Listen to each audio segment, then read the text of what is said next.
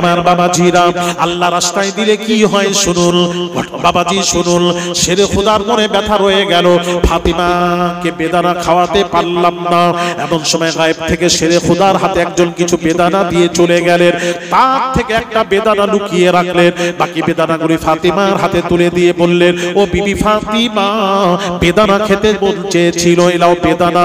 হযরত সাইয়্যিদাতুন নিসা ফাতিমা হাতে নিয়ে গুনলেন, 1 2 3 4 5 6 7 8 9, গোনার পর বলেছিলেন, না এটা আমার নয়। আলী বললেন, না তোমার, না আমার নয়, না তোমার, না আমার নয়। ও ফাতিমা, তোমার নয়, তুমি জানলে কি করে? ফাতিমা বলছেন, ও আমার স্বামী গো, আপনি তো একটা বেদানা দান করেছিলেন। আল্লাহ কোরআনে ঘোষণা দিয়েছেন, ওয়াদা করেছেন, মান জাআ বিল হাসানাতি ফালাহু আশরু আমসালিহা। আল্লাহ বলেন, বান্দারে 1 দে, আমি আল্লাহ আশারুন্তদেরকে 10 দেব। আল্লাহ 10-এর ওয়াদা করেছেন, আল্লাহ 10-এর ওয়াদা করেছেন। আপনি একটা বেদানা দান করেছেন, আল্লাহ দিলে 10টা দেবেন, এতে 9টা আছে। 9টা যদি হয় আমার বেদানা নয়, এটা আমার নয়। শেরে খোদা মুচকি হেসে বললেন, ফাতিমা রে, দাঁড়িয়ে যাও। ছুটে গেলেন, ওই যে একটি বেদানা লুকিয়ে রেখেছিলেন, ওটা নিয়ে এসে 10টি পূরণ করে বলেছিলেন, ও বিবি ফাতিমা, আল্লাহর ওয়াদা কখনো ভুল হয় না। আল্লাহ 10-এর ওয়াদা করে 10টাই দিয়েছিলেন, একটা বেদানা লুকিয়ে রেখে তোমার মন পরীক্ষা করছিলাম। তাহলে কোরআন বলছে, 1 দিলে আমি আল্লাহ 10 দেব। ও মা বোনের, এখনো দেরি করবেন না। আপনার মা বাপ, দাদা দাদি, নানা নানি মারা গেছে মা বোনেরা, তারা আজ তাকিয়ে আছেন, তাকিয়ে আছেন। এই যে চাচ্ছি, তারা তাকিয়ে আছেন, হায় রে, হায় রে, তারা তাকিয়ে আছেন। হায় নাতিদের দিকে তাকিয়ে আছেন, মা সন্তানের দিকে তাকিয়ে আছেন। সন্তানেরা, আমার অবদান নেই, আমার অবদান কি তোদের নেই? না খেয়ে তোদের মুখে খাবার তুলে দিয়েছিলাম, সেই জনম দুঃখিনী মায়ের কষ্ট হচ্ছে, দান কর। কবরে আযাব বাবাজি, কবরে ওইটা সাদকায়ে জারিয়া স্বরূপ মায়ের রূহে সওয়াবখানা পৌঁছে যাবে, কিয়ামত পর্যন্ত তাদের কদম চুমছে। কথা ঠিক কি না? তুমি তো পীর গ্রহণ করলে না, আসবে কোথা থেকে? তুমি, আমি তো নিজেই মনে করছি বড় পীর, আমি একজন বড় মাওলানা, কচু মাওলানা। আমার সামনে বেকার করো না তো, চিৎকার করো না তো। আমি কোথাকার ছাত্র জানো? সাহারানপুর মাজাহিরুল উলুম সাহারানপুরের ছাত্র। আমার শেখের নাম শুনলে তোমার শরীর কাঁপবে।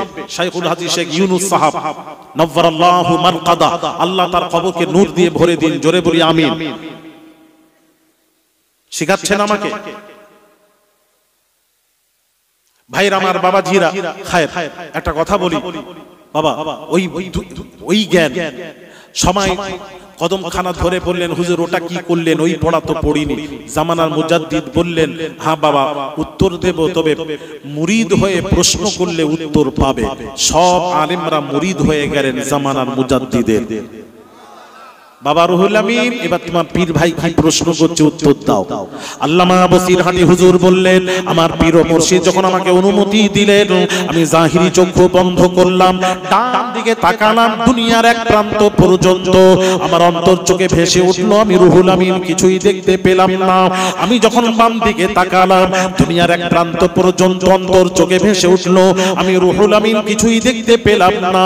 আমি যখন নিচের দিকে তাকালাম, তাহাতুস সারা পর্যন্ত অন্তর চোখে ভেসে উঠলো। আমি রুহুল আমিন কিছুই দেখতে পেলাম না। আমি যখন উপর দিকে তাকালাম, লাউহে মাহফুজে সোনার অক্ষরে লেখা দেখেছি, আল্লামা রুহুল আমিন বসিরহাটির পেছনে ৯,৯৯৯ জন লোক জামাতে নামাজ পাঠ করেছেন। জোরে জোরে বলুন, আরো জোরে।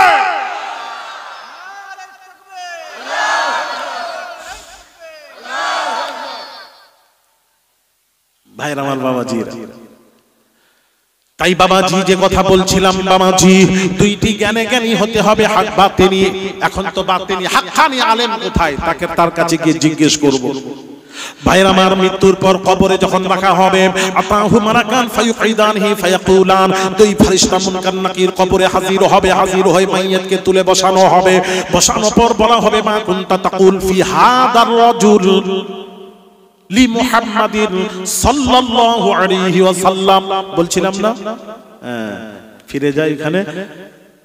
রাজুল সম্পর্কে, রাজুলটাকে লি মুহাম্মাদিন সাল্লাল্লাহু আলাইহি সাল্লাম, এখানে রাজুল বলা হবে কেন, এটাই প্রশ্ন। এটা জেনে রাখবেন, আশেপাশে এলে আপনারা কোথায় আলেম ওলামাদের কাছে জেনে নিয়ে আসবেন আমাদের। বা আগামী চৈত্র মাসের প্রথম সপ্তাহ বুধবার আমার জলসা পশ্চিম মেদিনীপুর প্রপার টাউনে, খড়গপুর মেদিনীপুর প্রপার টাউনে গেছিলেন?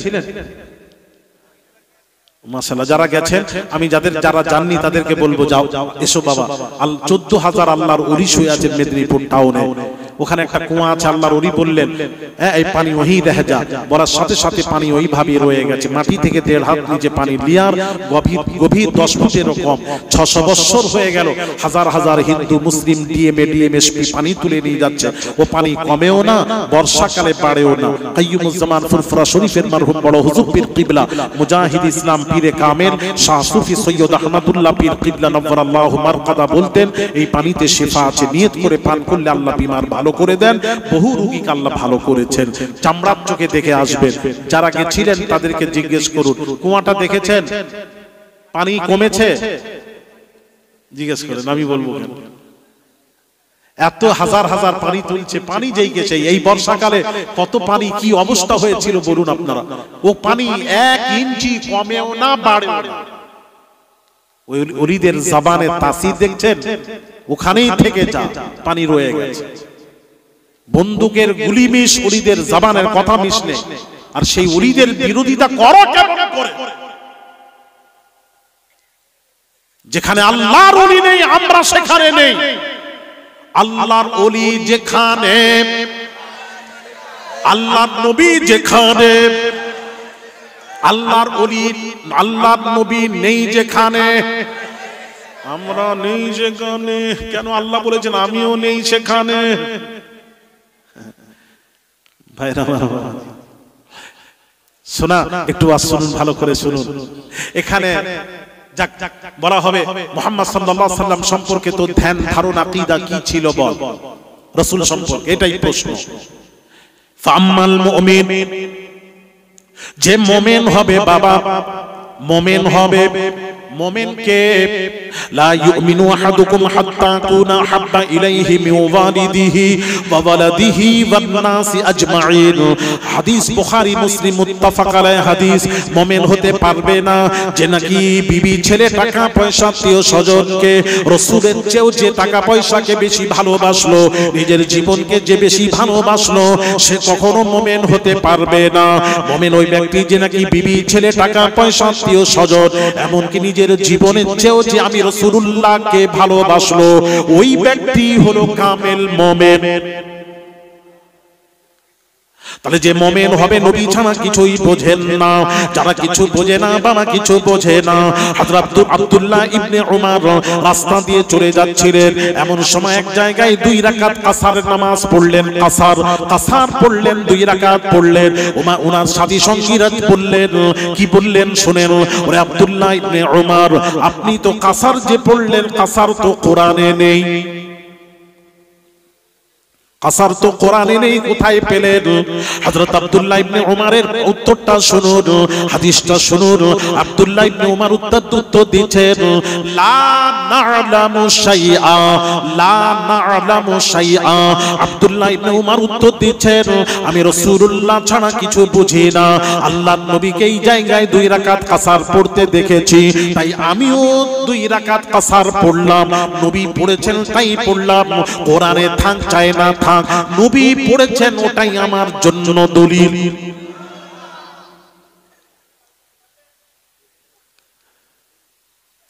ভাইরা আমার, বাবাজিরা, ও সোনার যুবকেরা, বাবাজিরা, তাই বলছিলাম বাবাজি, মুমিন যে হবে সে উত্তর দেবে।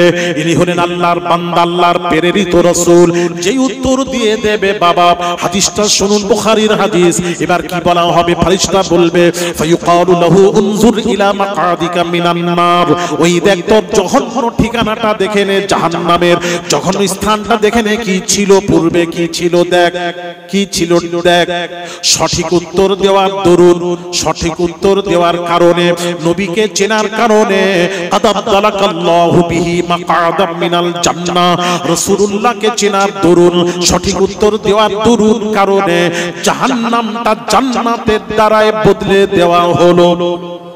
আর একটু জোরে।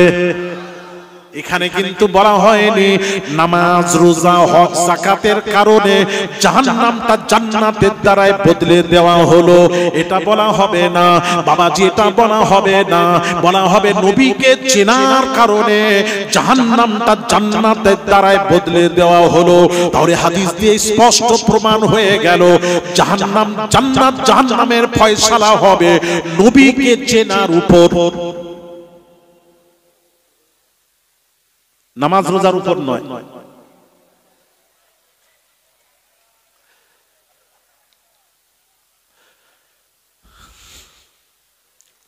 নামাজ রোজার উপর নয়, নবীকে চেনার উপর জান্নাত জাহান্নামের ফয়সালা হবে। এত সোজা নয়। কবরে তো নামাজের কথা জিজ্ঞেস করা হবে না, অনেকেই বলেন না নামাজের কথা প্রশ্ন করা হবে। জিজ্ঞেস করুন তো তাকে, এখন কেউ থাকেন মজলিসে বলবে কবরে নামাজ রোজার কথা জিজ্ঞেস করা হবে, নামাজ পড়েছো কিনা।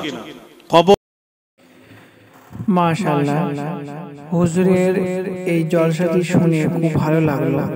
যদি আপনাদের ভালো লেগে থাকে তাহলে আমাদের চ্যানেলটাকে লাইক, শেয়ার, কমেন্ট, সাবস্ক্রাইব করে পাশে থাকবেন।